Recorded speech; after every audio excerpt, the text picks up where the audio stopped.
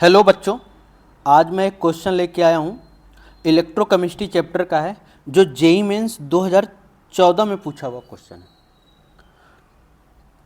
ये क्वेश्चन बहुत सारे बच्चों को दिक्कत करता है। इस तरह का क्वेश्चन पूछता है तो बहुत सारे बच्चे कंफ्यूज हो जाते हैं कि इस तरह के क्वेश्चन को कैसे करना है। आप एक बार इस क्वेश्चन को रीड करिए। Given the below are half cell reaction. आपको हाफ सेल रिएक्शन दिया हुआ है, और ये हाफ सेल कैसा रिएक्शन दिया हुआ है? रिडक्शन हाफ सेल दिया हुआ है। Mn+2 से प्लस Mn में जा रहा है, और Mn+3 से Mn+2 में जा रहा है। तो ये हाफ सेल रिएक्शन दिया हुआ है आपको। ठीक है, हाफ सेल रिएक्शन दिया हुआ है, आपको इस हाफ सेल रिएक्शन को करना है। ठीक है, ये हाफ सेल रिएक्शन को आपको करना है। आप एक बार इस क्वेश्चन को ध्यान से देखो।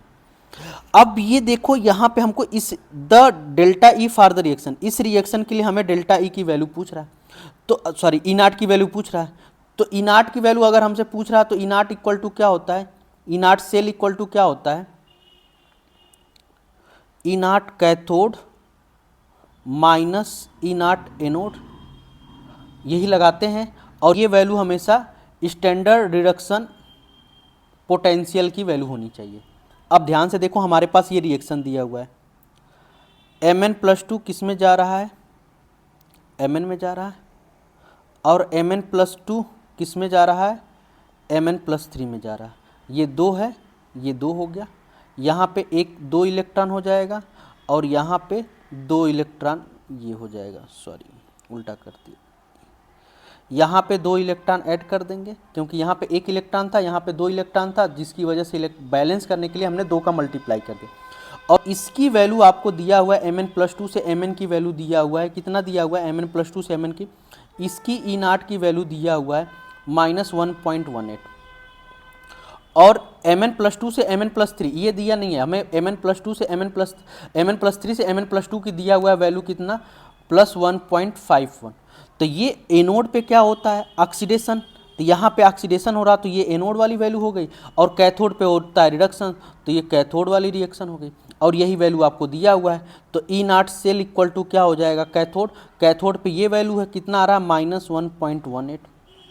माइनस ये वाली एनोड वाली वैल्यू दिया हुआ है पॉजिटिव, तो ये हो गया +1.51।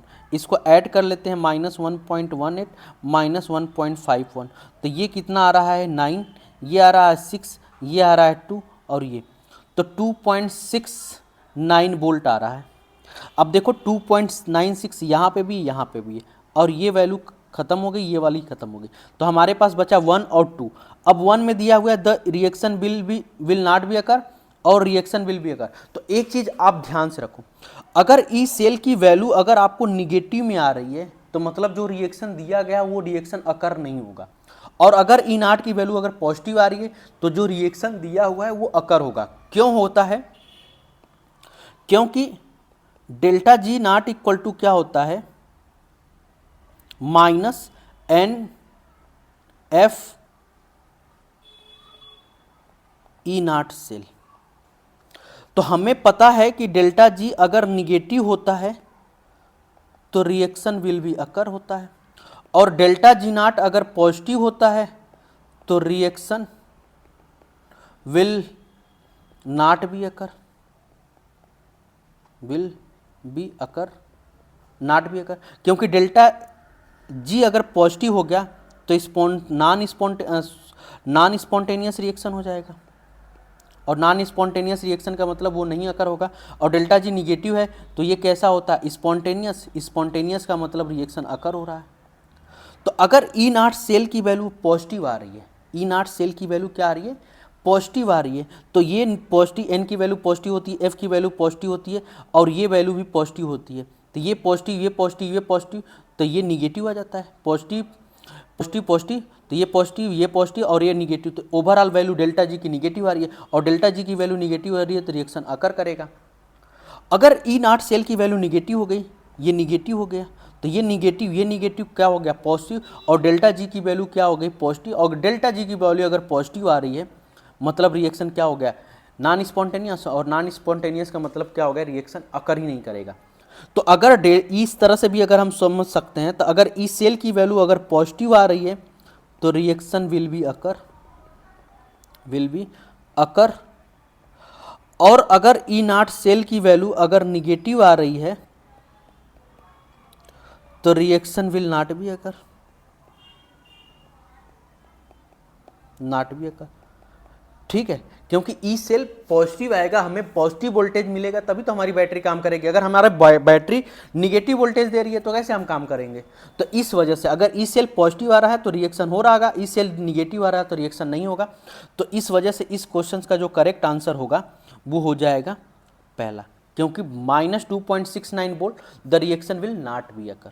अगर ये पॉजिटिव होता तो रिएक्शन विल अकर, यानी कि यही उल्टा रिएक्शन दे देता तो ये रिएक्शन पॉजिटिव आ जाता और उसका वैल्यू आता और वो रिएक्शन अकर करता। इस वजह से इस क्वेश्चन का करेक्ट आंसर क्या हो जाएगा, फर्स्ट। तो होप सो आपको ये क्वेश्चन समझ में आया होगा। अगर आपको किसी भी क्वेश्चन में लेके डाउट हो तो आप कमेंट बॉक्स में जरूर कमेंट करिए। ऐसे ही और क्वेश्चंस के लिए हमारे चैनल को सब्सक्राइब कर लीजिए, बेल आइकन दबा लीजिए कि अगर किसी भी तरह का क्वेश्चन अगर आपके पास आता है तो आप, मैं कोई भी क्वेश्चन अगर सॉल्व करता हूं तो आप उसको नोटिफिकेशन आपको मिलता रहेगा। आप उस क्वेश्चन को एक बार खुद से रीड करके खुद से सॉल्व करिए। अगर आप सॉल्व कर लिए तो वीडियो देखने की कोई ज़रूरत नहीं है। अगर नहीं सॉल्व कर पा रहे हैं तो वीडियो का सलूशन जरूर देखिए, क्योंकि हमारे चैनल पे जेईई मेंस और नीट PYQ अपलोड होते रहते हैं। तो होप सो आपको ये चीज़ें समझ में आया होगा। धन्यवाद।